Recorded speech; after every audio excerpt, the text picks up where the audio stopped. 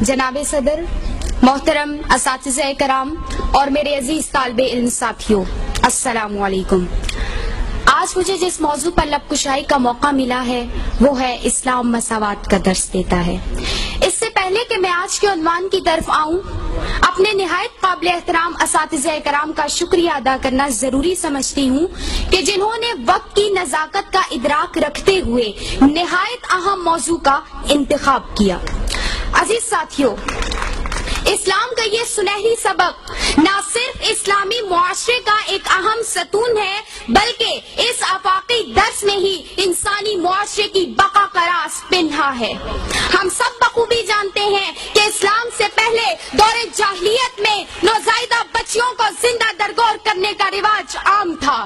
ہادی برحق حضرت محمد صلی اللہ علیہ وآلہ وسلم نے نہ صرف اس جاہلانہ رواج کا خاتمہ کیا بلکہ مرد و زن کے درمیان مساوات یعنی برابری کا لازوال پیغام دیا۔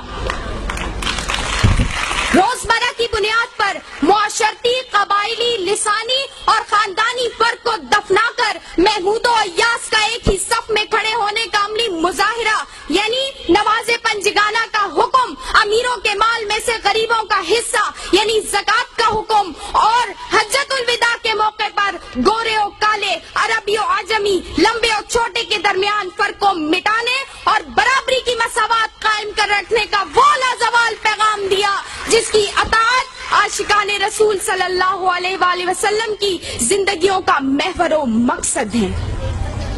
حضرت عمر رضی اللہ تعالیٰ عنہ کے دور میں مال غنیمت کے بابت خلیفہ وقت سے رعایا کا استفسار ہو یا حضرت علی رضی اللہ تعالیٰ عنہ کے دور میں خلیفہ وقت کے خلاف یہودی کے حق میں فیصلہ، دین اسلام میں مساوات کی کئی زندہ و جاویداں دلیلیں موجود ہیں۔ عزیز ساتھیوں، دوسری طرف مادی ترقی کے اس دور میں انسانی اخلاق کی تنزلی کی بنیادی وجہ معاشرت میں برابری یعنی مساوات کا عدم دستیاب ہونا ہے۔ اسرائیلی فلسطینی کو اپنے جیسا انسان ماننے کو تیار نہیں، برہمن ملت کو گلے لگانے سے گریزاں ہے۔ بابری مسجد کیس میں عدالت کا پلڑا ہندو بننے کی چوکھٹ پر جھکا ہوا ہے اور عادل بے بس ہے۔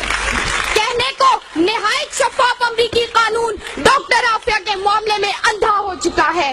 کشمیری، عراقی اور افغانی انسانوں کے لہو کا رنگ اور، سامراجیوں کے لہو کا رنگ اور ہے۔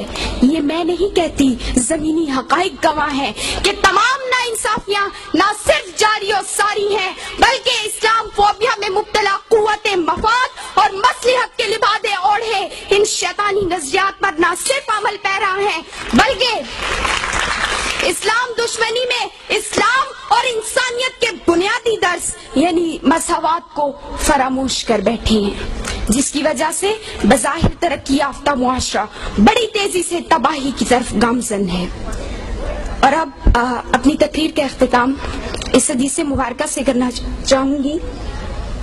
نبی کریم صلی اللہ علیہ وآلہ وسلم نے فرمایا کہ کوئی بھی معاشرہ کفر پر تو قائم رہ سکتا ہے مگر ناانصافی پر نہیں۔ شکریہ۔